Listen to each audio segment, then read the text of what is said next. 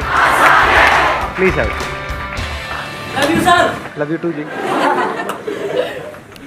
आज मैंने कुछ टॉपिक ऐसा सोचा है जो आपकी इस एज ग्रुप के लिए काफी रेलेवेंट है, क्योंकि यहाँ पे सारे स्टूडेंट्स हैं।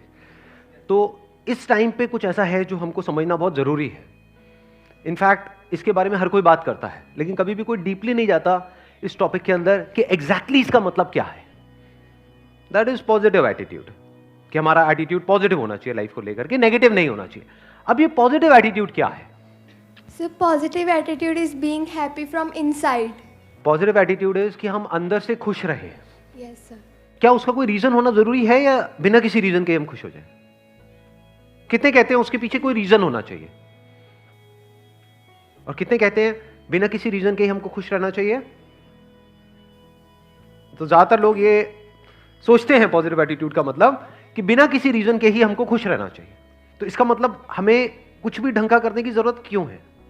फॉर एग्जाम्पल, आप फिजिकली लेजी हो, फिजिकली वीक हो, लेकिन अंदर से खुश हो, वो बेटर है?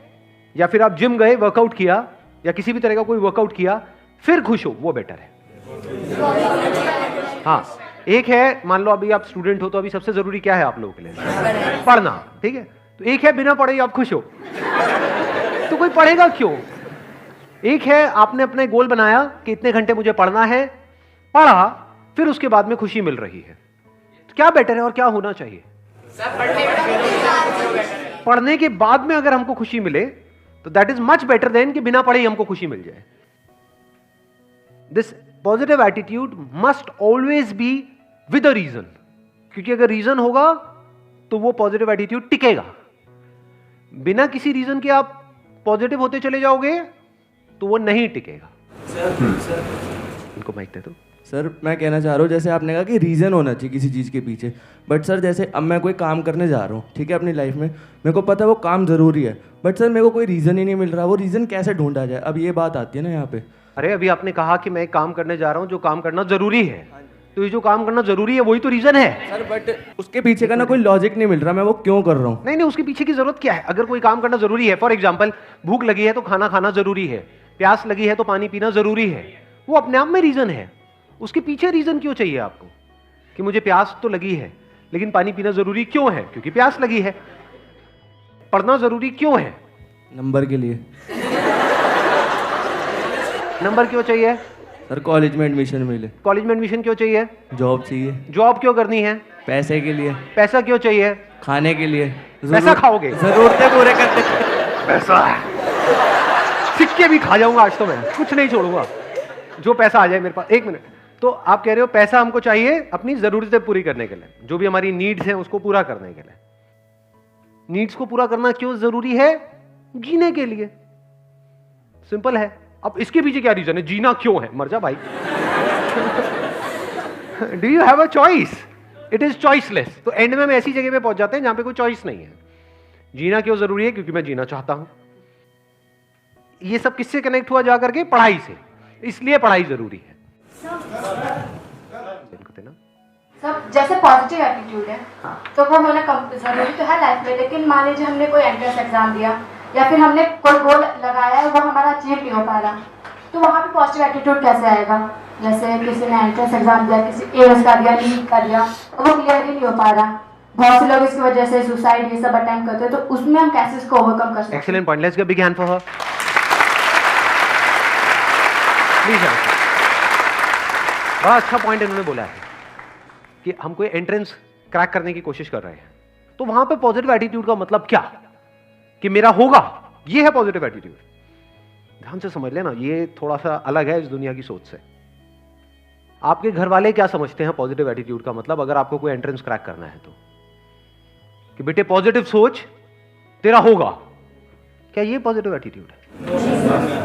जा रहे होते हो किसी एंट्रेंस की तैयारी के लिए या एंट्रेंस एग्जाम देने के लिए, बिल्कुल ऐसा माहौल होता है घर में जैसे कोई जंग के लिए जा रहा है। तिलक करेंगे, ये करेंगे, वो करेंगे, जा विजयी भाव। ये सब किससे कनेक्टेड है कि आपका हो जाएगा? ये पॉजिटिव एटीट्यूड नहीं है, ये फूलिश एटीट्यूड है। क्यों है ऐसा? अभी थोड़ी देर पहले मैंने क्या कहा था कि positive attitude must be backed by a reason.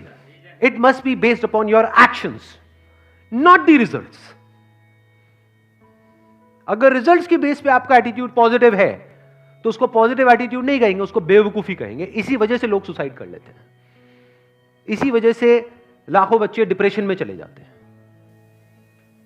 कभी डीपली तो समझा ही नहीं पॉजिटिव एटीट्यूड का मतलब क्या, ना आपने ना आपके घर वालों ने। तो उन्होंने क्या आपके माइंड में डाल दिया, बेटा तेरा होगा, बेटा तेरा, चुप चुप बोल। जरा सा मुंह से भी निकल जाए ना कि मेरा नहीं हुआ तो अरे नहीं बेटा तू क्यों नेगेटिव सोचता है, तू तो बहुत ही नेगेटिव है। नहीं, ऐसे ऐसे डायलॉग सुनने को नहीं मिलते हैं। चुप चुप बोल, होगा ना होगा ना होगा ना, माता रानी हमारे साथ है, ये भगवान हमारे साथ है, वो सारे भगवान सारे देवी देवता आपके साथ है, आप ही के साथ है, बाकी किसी के साथ नहीं है ना। सोचने बात है वैसे, जो भगवान है वो आपके साथ है या बाकी भी जो दे रहे हैं उनके साथ है, क्योंकि अगर उनके साथ है तो आपका नहीं होगा, कुछ का ही होगा ना। तो किसके साथ है? सबके साथ है, तो सबका क्यों नहीं हो रहा? पहले इस एटीट्यूड में फ्लॉ देख लेते हैं कि इस एटीट्यूड में फ्लॉ क्या है, जिसको मैं कह रहा हूं ये पॉजिटिव नहीं है, फूलिश एटीट्यूड है। आपने रिजल्ट के बेस पे अपने एटीट्यूड को डिफाइन कर दिया।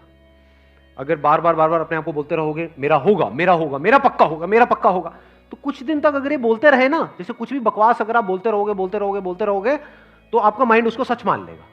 तो आपको लगने लग जाएगा कि मेरा तो पक्का होगा। और अगर इसके बाद भी आपका नहीं हुआ तो क्या होगा? बहुत मजा आएगा या झटका लगेगा कि ये क्या हो गया?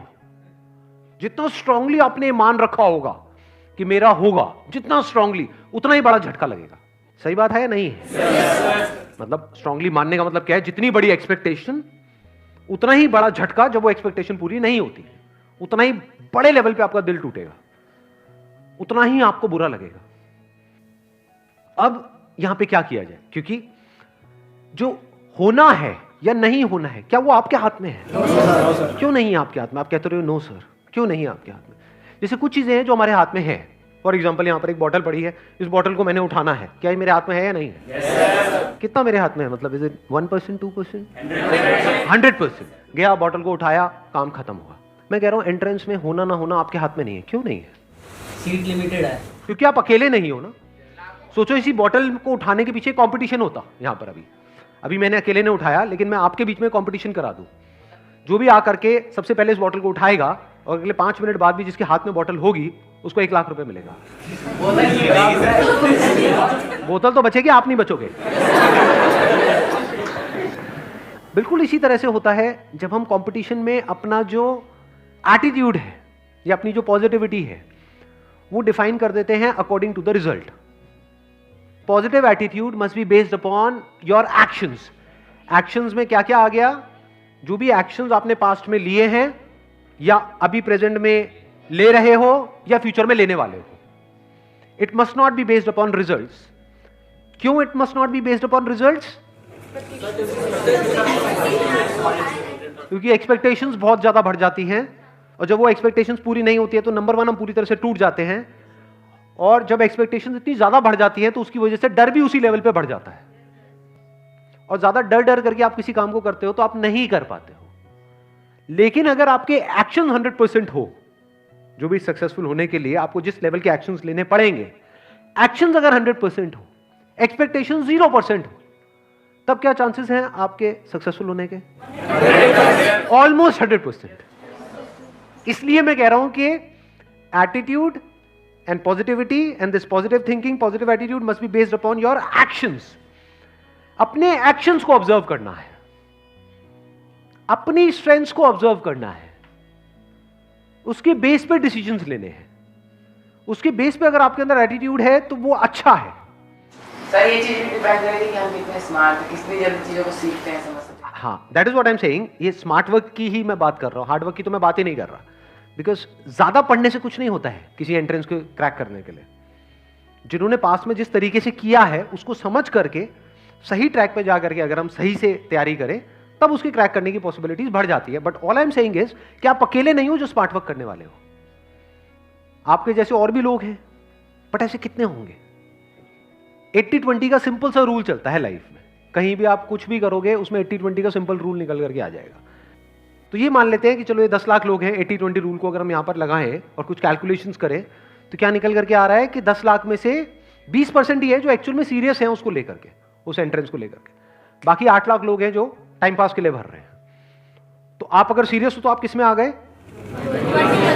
अब यहां पर क्या आप इन्हें एक्सपेक्टेशंस के बेस पे कैलकुलेशंस कर रहे हो या एक्शंस के बेस पे? आप सीरियस हो इसका मतलब क्या? आपके एक्शंस कह रहे हैं कि आप सीरियस हो।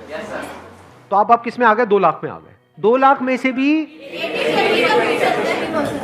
20% लोग ऐसे हैं जिनके अंदर एक्चुअल में कैपेबिलिटी है उसको क्रैक करने की। 80% लोग हैं जो सीरियस तो बहुत है, बहुत ज्यादा सीरियस है, जिनको एक्सपेक्टेशंस पूरी है लेकिन उनमें कैपेबिलिटी ही नहीं है। जैसे फॉर एग्जांपल कोई रेस है, मैं आपसे पूछता हूं इस रेस को जीतने की कैपेबिलिटी है आप में या नहीं है? सारे बोल देंगे हाँ है। जब भागेंगे तब पता लगेगा कि किसमें कितना दम है कि नहीं? Because that is a competition. जब भी आप कॉम्पिटिशन में जा रहे हो तो आपको एनालिसिस करना होता है कि मेरी कैपेबिलिटी क्या है in comparison to other people. That is called competition. अब ये जो 40,000 हैं जो सीरियस भी है, जिनमें कैपेबिलिटी भी है, इसमें से भी सिर्फ 20% लोग ऐसे हैं जो बहुत ही मैसिव लेवल के एक्शंस लेने वाले हैं, यानी वो बिल्कुल डिस्ट्रैक्ट नहीं होंगे अगले 2 साल तक, जिनका फोकस वन पॉइंटेड होगा। समझ गए? वो सीरियस भी है इसको क्रैक करने को लेकर के, कैपेबिलिटी भी है और एक्शन भी उसके लेवल का लेने के लिए वो तैयार हैं, जिस लेवल का एक्शन जरूरी है उसको क्रैक करने के लिए। सिर्फ बातों से नहीं होगा, सोचने से नहीं होगा, बहुत कुछ करना पड़ेगा, बहुत सारे सैक्रिफाइसेस देने पड़ेंगे, बहुत दिमाग लगाना होगा। उसके बावजूद भी कैपेबिलिटी है, उसके बावजूद भी बिल्कुल ऐसा है किसी ओलंपिक्स में जाकर के आपको गोल्ड मेडल जीत के लाना है।